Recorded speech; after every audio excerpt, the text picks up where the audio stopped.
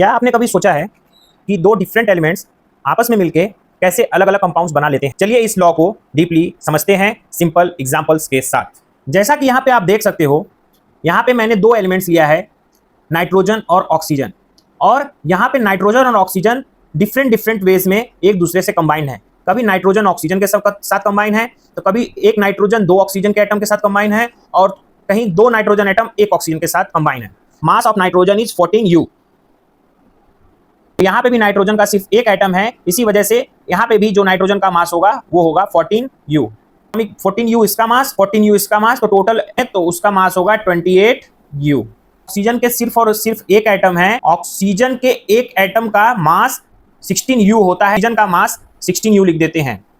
अब यहाँ पे ऑक्सीजन के दो एटम हैं, 16U और 16U, तो इसका मास हो जाएगा 32U। ऑक्सीजन का सिर्फ एक एटम दिख रहा है, तो हम इसके मास लिख देते हैं 16U। तो हम क्या करते हैं, इनके मास को फिक्स कर देते हैं। फिक्स कर देते हैं मतलब इन सारे के मास को एक जैसा बना देते हैं। तो जैसे ये 28U है, तो हम इसको भी 28U और इसको भी 28U कर देंगे, तो इसका मास फिक्स हो जाएगा। तो हम क्या करते हैं, जो इसका मास 14U था उसमें हम 2 से मल्टीप्लाई कर देते हैं, तो हमें मिलता है 28U। अगर हम यहाँ पे 2 से मल्टीप्लाई करते हैं तो सेम यही हमें ऑक्सीजन के साथ भी करना पड़ेगा। तो हम यहाँ पे भी ऑक्सीजन का मास जो कि 16U था उसमें भी 2 का मल्टीप्लाई कर देते हैं, तो हमको मिलेगा 32U।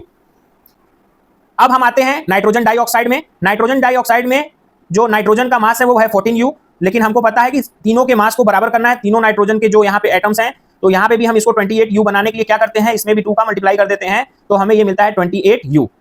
अब हम बात करते हैं नाइट्रस ऑक्साइड की। तो ये ऑलरेडी 28U है, तो इसमें हम किसी भी तरह का कोई मल्टीप्लिकेशन नहीं करेंगे। अब हम यहाँ पे देख रहे हैं कि यहाँ पे जो 3 कंपाउंड थे, नाइट्रिक ऑक्साइड, नाइट्रोजन ऑक्साइड और नाइट्रस ऑक्साइड, तीनों के जो फर्स्ट एलिमेंट है नाइट्रोजन, उसको हमने फिक्स कर दिया है। तो सेकंड एलिमेंट है न्यू मास ऑफ ऑक्सीजन।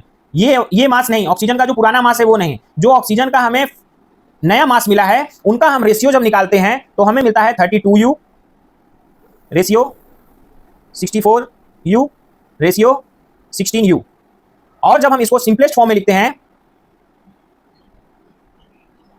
तो ये हो गया 16 1 जा 16, 16 2 जा 32 एंड 16 4 जा 64। तो ये हमें जो सिंपलेस्ट फॉर्म में रेशियो मिला है वो मिला है सिंपल रेशियो 2:4:1। इसी को हम कहते हैं लॉ ऑफ मल्टीपल प्रोपोर्शन। जब दो एलिमेंट्स आपस में मिलके अलग अलग तरीके के कंपाउंड बनाते हैं और हम पहले एलिमेंट के मास को फिक्स कर देते हैं, तो जो दूसरा एलिमेंट बचता है उनका जो मास का जब हम रेशियो निकालते हैं तो वो हमें सिंपल फिक्स्ड रेशियो में मिलता है। और इसी को हमें जॉन डाल्टन ने बताया था अपने लॉ ऑफ मल्टीपल प्रोपोर्शन में।